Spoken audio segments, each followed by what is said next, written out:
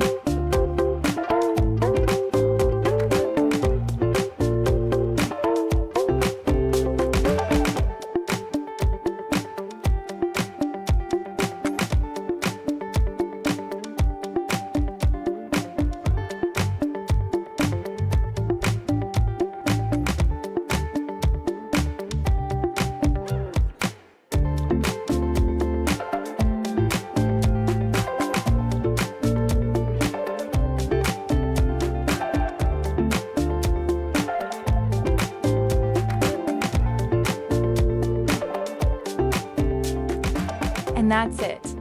It's super simple to create a grunge look in Canva, and it instantly transforms your photos.